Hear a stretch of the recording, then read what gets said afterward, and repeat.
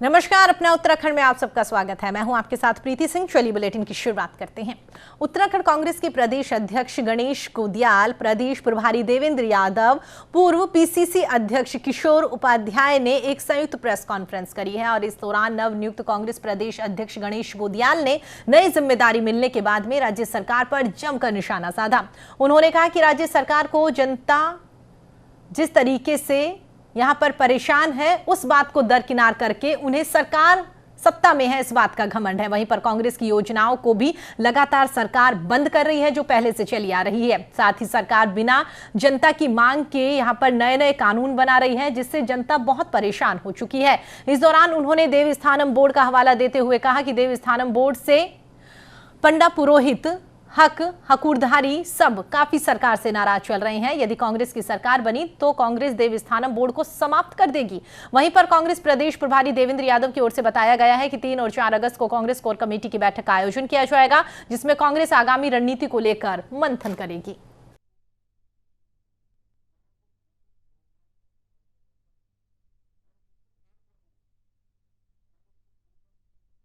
भाई गणेश जी ने बहुत विस्तार से आपके सवाल भी लिए, उसके बारे में हमारी क्या सोच है, काफी हद तक उन्होंने आपसे उसके बारे में संपर्क किया, बताया।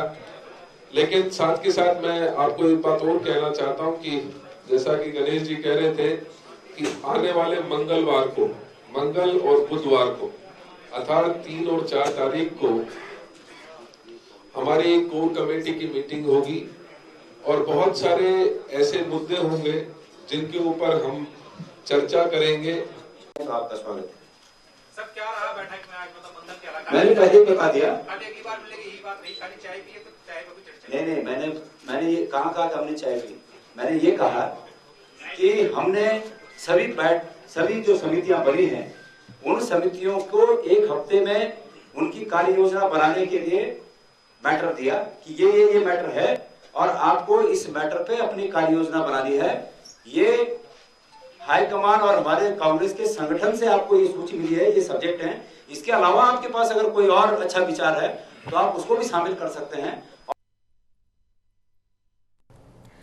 प्रदेश के पेयजल मंत्री बिशन सिंह चुफाल ने पेयजल विभाग की समीक्षा बैठक करी है। इस दौरान उन्होंने पेयजल व्यवस्था को दुरुस्त करने के निर्देश दिए। उन्होंने कहा विभिन्न एजेंसियों द्वारा किए जाने वाले कार्यों में समन्वय स्थापित किया जाए। वहीं पर पेयजल योजना से संबंधित कार्य जल निगम एडीबी अमृत योजना की एजेंसी द्वारा कार्य चलाने पर आपसी दोषारोपण से बचने के लिए एक कार्यकारी यहां पर कार्यदायी एजेंसी बनाने का निर्देश उनकी ओर से दिया गया। ये जो विशेषकर देहरादून जनपद है, नैनीताल जनपद, इन 2 जनपदों में एडीबी का काम चल रहा था पेयजल का। इनके 2008 में ये प्रस्तावित थी 3000 करोड़ रुपया ये प्रस्तावित था, जिसमें से इन्होंने केवल मात्र 1000 रुपया खर्च किया है अभी तक। केवल 33% पैसा खर्च किया गया। इसमें इनके पास 31 शहरों में काम होना था, उन्होंने केवल 5 शहर चयनित किए थे। ये 5 शहर आपके हैं, 2 आपके इधर रुड़की और देहरादून का, और 3 कुमाऊं के थे आपके नैनीताल। प्रदेश में लगातार चल रही कई विभागीय कर्मचारियों की हड़ताल को लेकर कांग्रेस ने बीजेपी सरकार पर हमला बोला। कांग्रेस ने सरकार को पूरी तरीके से फेल करार कहा। आपको बता दें, कांग्रेस के वरिष्ठ नेता हरिंद्र सिंह बोरा ने भाजपा सरकार पर हमला बोलते हुए कहा कि प्रदेश में सफाई कर्मचारी से लेकर विद्युत विभाग के कर्मचारी अपनी मांगों को लेकर आंदोलन कर रहे हैं और प्रदेश सरकार है कि अपने कार्यों में इतनी व्यस्त है कि कान में रुई डाली हुई है और जनता की आवाज नहीं सुन रही। साथ ही उन्होंने कहा कि अगर विभागीय कर्मचारियों की मांगों को पूरा नहीं किया जाता है तो कांग्रेस इनके समर्थन में आने वाले दिनों में उग्र आंदोलन करती हुई दिखाई देगी। लगातार आज बहुत दिन हो चुके हैं, मेरे ख्याल में 10-15 दिन हो चुके हैं।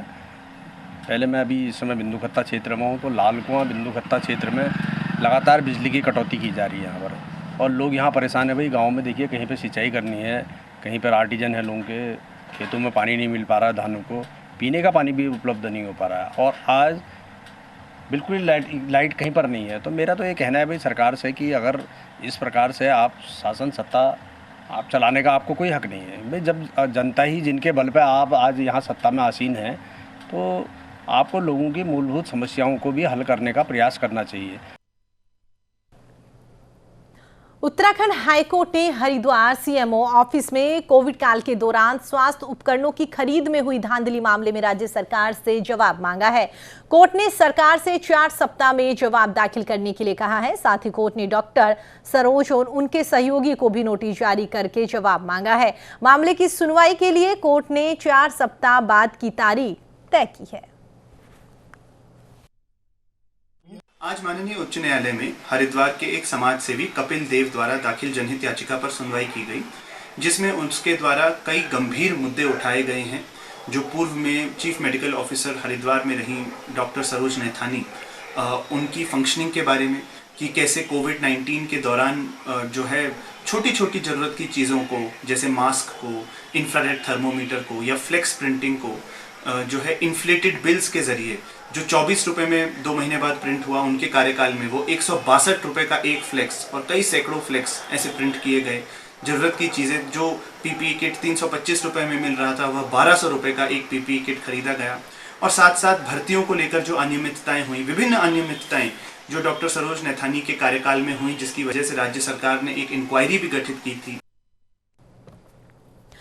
उत्तराखंड हाईकोर्ट ने कोविड की दूसरी लहर के दौरान राज्य सरकार द्वारा प्रदेश के नर्सिंग होमों के साथ में दोहरी नीति अपनाई जाने के खिलाफ में दायर जनहित याचिका पर सुनवाई करी।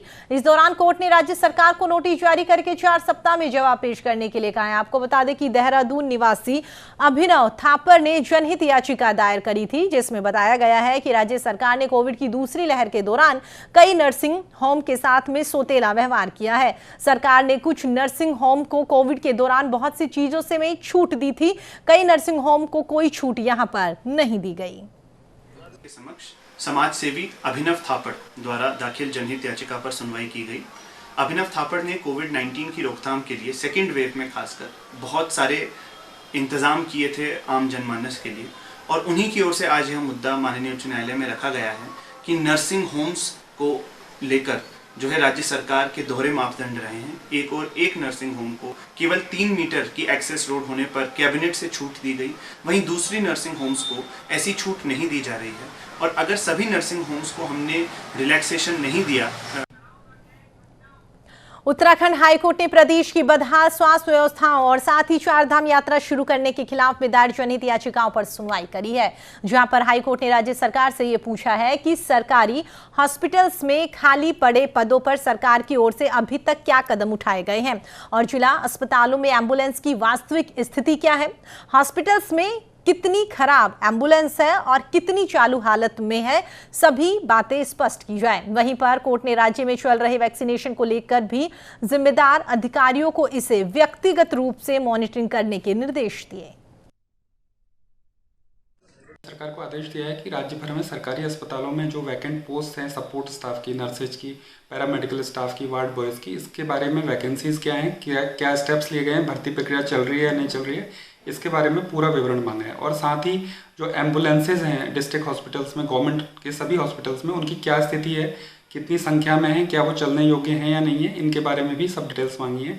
और क्योंकि 4 धाम वाला जो प्रकरण है वो ऑलरेडी राज्य सरकार की ओर से सुप्रीम कोर्ट में चैलेंज किया गया है, तो उस पर जब तक कोई निर्णय नहीं होता है तो राज्य सरकार द्वारा कहा गया कि हमें कोई आपत्ति नहीं है कि अगर स्टे कंटिन्यू किया जाता है तो 4 धाम यात्रा पर लगी हुई रोक के आदेश को भी कोर्ट ने आगे 18 जिला अधिकारी हरिद्वार और वक्फ बोर्ड के सीईओ ने रुड़की में दरगाह के विकास कार्य का निरीक्षण किया। इस दौरान उन्होंने अधूरे पड़े कार्यों को जल्द पूरा करने और साथ ही कार्य में पारदर्शिता दिखाने के निर्देश यहां पर दिए। इस मौके पर क्षेत्रीय विधायक फुककान अहमद और कई अधिकारी भी इस दौरान मौके पर मौजूद रहे। जिला अधिकारी सी रविशंकर ने कहा है कि मस्जिद में रुके हुए विकास कार्यों को जल्द ही पूरा किया जाएगा। साथ ही पानी की निकासी के लिए यहां पर ड्रेनेज सिस्टम बनाया जाएगा। वहीं पर प्रकाश पथ व्यवस्था और अन्य कार्यों को भी यहां पर जल्द से जल्द दुरुस्त किया जाएगा।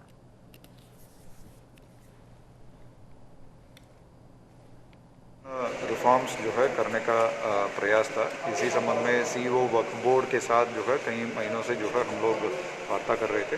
आज यहाँ पे बैठक भी किया गया है। बैठक में विभिन्न मुद्दों पर जो है चर्चा हुआ। यहाँ का जो मास्टर प्लान पूर्व में जो है एक 2005 में जो बनाया गया है, उस संबंध में जो है आगे जो है किस प्रकार का हमें इम्प्लीमेंटेशन करना है, क्या क्या प्रोजेक्ट्स करना है, इस संबंध में डिटेल्ड विचार विमर्श किया है। यहाँ इनकम्प्लीट वर्क्स भी बहुत हैं, तो वो वर्क्स भी कैसे कंप्लीट किया जाए और यहाँ पे निगरानी जो है कैसे बेहतर किया जाए और यहाँ पे जो है जो प्रबंधन है और हरिवार जी और CEO Iqbal Ahmad, joint magistrate और सभी। मुख्यमंत्री पुष्कर सिंह धामी 24 जुलाई को नानक मत्ता गुरुद्वारे में पहुंचे थे, जहां पर उनके स्वागत में लोक नृत्य करवाने, चांदी का मुकुट पहनाने और साथ ही गुरुबाणी को रोकने को लेकर अब सिख समुदाय आक्रोशित हो गया है। सिख समुदाय ने गुरुद्वारा कमेटी पर गुरुद्वारा की गरिमा का उल्लंघन करने का आरोप यहां पर लगाया। वहीं पर उत्तर प्रदेश में बड़ी संख्या में आ रहे सिखों को उत्तराखंड उत्तर प्रदेश की सीमा पर रोकने पर भी सिख समुदाय में खासी नाराजगी दिखाई दी।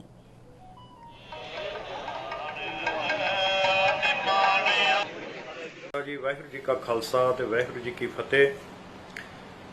आप ਤੁਹਾਨੂੰ ਪਹਿਲਾਂ ਵੀ ਕਈ ਵਾਰ ਆਪ ਜੀ ਦੇ ਨਾਲ ਵਿਚਾਰ ਸਾਂਝੇ ਕੀਤੇ ਨੇ ਤੇ ਬਾਹਰੋਂ ਸਾਨੂੰ ਮਾਰ ਪਏ ਗੱਲ ਵੱਖਰੀ ਆ। ਔਖਾ ਸਮਾਂ ਸਾਡੇ ਕਿਸਾਨੀ ਤੇ ਵੀ ਔਰ ਸਾਡੀ ਕੌਮ ਤੇ ਵੀ ਬੜਾ ਔਖਾ ਸਮਾਂ ਚੱਲਣ ਡਿਆ ਹੈ, ਲੇਕਿਨ ਉਸ ਤੋਂ ਬਾਅਦ ਸਾਡੀਆਂ ਆਪਣੀਆਂ ਸੰਸਥਾਵਾਂ ਜਾਂ ਸਾਡੇ ਆਪਣੇ ਜੀ ਕੋਈ ਗਲਤ ਕਰਨ ਤੇ ਮਨ ਨੂੰ ਬੜੀ ਵੱਡੀ ਠੇਸ ਵੱਜਦੀ ਹੈ। ਅੱਜ ਇੱਕ ਪਾਸੇ ਤੇ ਅਸੀਂ ਪਿਛਲੇ 8 ਮਹੀਨੇ ਦੇ ਕਰੀਬ ਹੋ ਚੱਲਿਆ ਧਰਨੇ ਤੇ ਬੈਠਿਆ, ਕਿਸਾਨੀ ਅੰਦੋਲਨ ਦਿੱਲੀ ਚੱਲਣ ਡਿਆ ਹੈ, ਉਹਦੇ 'ਚ ਸਾਰੇ ਵੱਧ ਤੋਂ ਵੱਧ ਆਪਣਾ ਜ਼ੋਰ ਲਾਉਣ ਡਏ ਆ।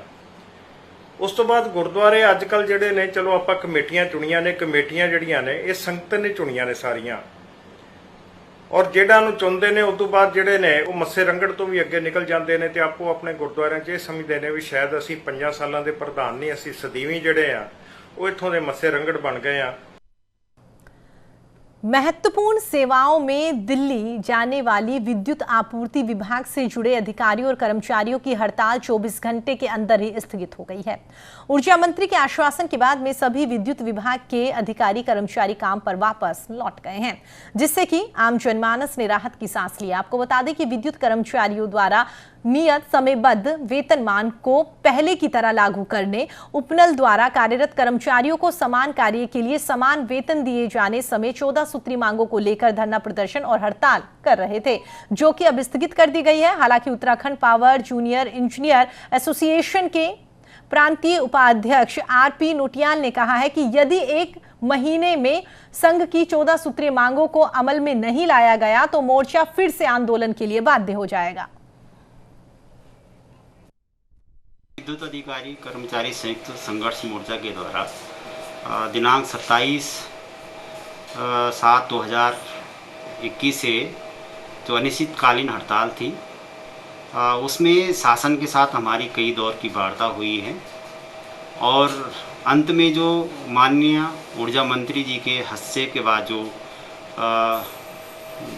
वार्ता हुई है, उसके आधार पर हमारी उच्च शीर्ष नेतृत्व द्वारा जो है अपनी हड़ताल स्थगित की गई है, वापस नहीं ली गई, स्थगित की गई है।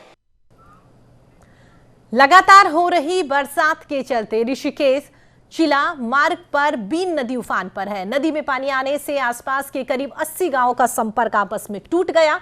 देर रात से पहाड़ों में हो रही बरसात के कारण नदी का जलस्तर काफी बढ़ गया है। जलस्तर बढ़ने के कारण एक तरफ तो ट्रक नदी को पार करते हुए बीच जलधारा में फंस गया। चालक ने तो किसी तरीके से अपनी जान बचा ली, मगर ट्रक नदी में ही फंसा रह गया। वहीं पर पुलिस प्रशासन की ओर से लगातार लोगों से यह अपील की जा रही है कि कोई भी नदी के तट की ओर ना जाए। इसके साथ ही एसडीआरएफ, एनडीआरएफ और साथ ही जल पुलिस की टीम मौके पर मुस्तैद कर दी गई है।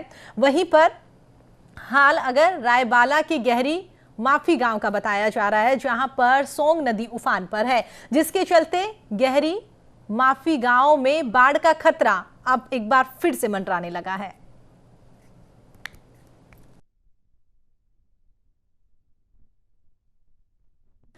अल्मोड़ा जिला प्रशासन ने कोविड की तीसरी लहर को देखते हुए सभी अस्पतालों में स्वास्थ्य व्यवस्थाओं की तैयारियां तेज कर दी है। जिला अधिकारी की ओर से बताया गया है कि तीसरी लहर को लेकर डॉक्टर्स को अभी से ट्रेनिंग देना शुरू कर दिया गया है। अल्मोड़ा मेडिकल कॉलेज के कोविड सेंटर में बेबी वार्ड लगभग बनकर तैयार हो गया है। साथ ही रानीखेत अस्पताल में भी बच्चों के वार्डों को तैयार कर दिया गया है। इसके लिए पर्याप्त मात्रा में दवाइयां भी खरीदी जा रही है।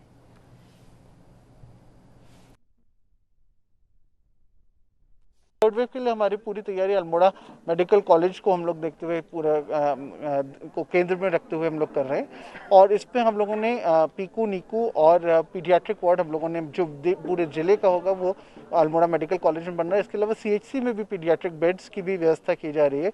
जहाँ जहाँ NBSU यूनिट्स हैं उनको भी हम लोगों ने एक्टिवेट करा लिया गया है। तथा कोशिश ये की जा रही है कि थर्ड वेव में हम लोग जितने भी हम अपने वो CHCs, PHCs, SADs हैं वहाँ पे ऑक्सीजन कॉन्सेंट्रेटर, ऑक्सीजन सिलेंडर्स पहुँचा दें ताकि सारे बेड जितने भी पूरे जनपद में सबको ऑक्सीजन सबको।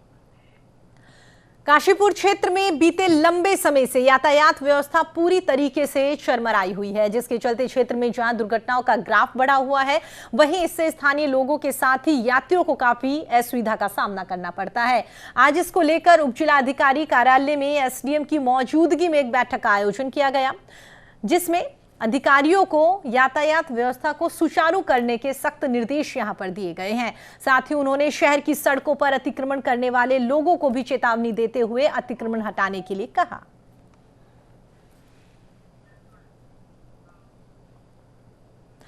विकासनगर, चक्राता, कालसी में लगातार भारी बरसात का दौर अभी भी चल रहा है, जिसके चलते चक्राता मोटर मार्ग बंद पड़ा हुआ है, जिससे लोगों को काफी दिक्कतों का सामना करना पड़ रहा है। मार्ग बंद होने से लोगों काफी परेशान लोग हो रहे हैं और दोनों ओर वाहनों की लंबी लंबी कतारें लग गई। वहीं पर भारी बरसात के चलते किसानों की सैकड़ों एकड़ फसल भी पूरी तरीके से जलमग्न हो गई है। मौसम विभाग की तरफ से लोगों को पहाड़ों पर यात्रा ना करने की हिदायत यहां पर दी गई है। इसके साथ ही तहसील प्रशासन की ओर से नदियों के आसपास रहने वाले लोगों को अलर्ट पर कर दिया गया है।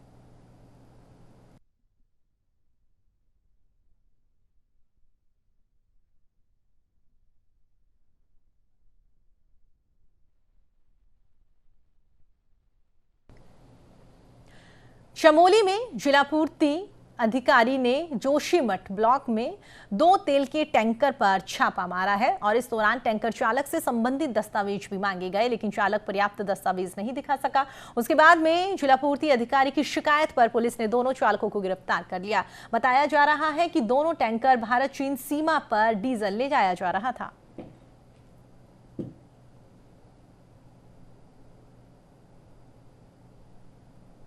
यहाँ पे 2 टैंकर आ रहे हैं, वो अवैध रूप से डीजल को निर्गत कर रहे हैं। उसके पश्चात मैं पूर्ति निरीक्षक एवं हमारे साथ एक केंद्र प्रभारी सेन जी मौके पे गए। मौके पे उनसे दस्तावेज मांगे, उनके द्वारा कोई दस्तावेज हमें प्रस्तुत नहीं किए गए। प्रस्तुत न करने के उपरांत हमारे द्वारा टैंकरों को थाने में SI के सुपुर्द किया गया है। नशे के खिलाफ अभियान चलाते हुए ऋषिकेश कोतवाली पुलिस ने 6 ग्राम स्मैक के साथ में एक युवक को गिरफ्तार कर लिया। साथ ही तस्करी में इस्तेमाल एक स्कूटी को भी सीज कर दिया है। जानकारी के मुताबिक पुलिस ने ऋषिकेश बाजार में संदिग्ध लग रही एक एक्टिवा स्कूटी को रोककर चालक से पूछताछ शुरू करी। पूछताछ में युवक के पास से 6 ग्राम स्मैक बरामद किया गया। पुलिस ने पकड़े गए युवक के खिलाफ में NDPS एक्ट के तहत मुकदमा दर्ज कर लिया और आगे की जांच शुरू कर दी।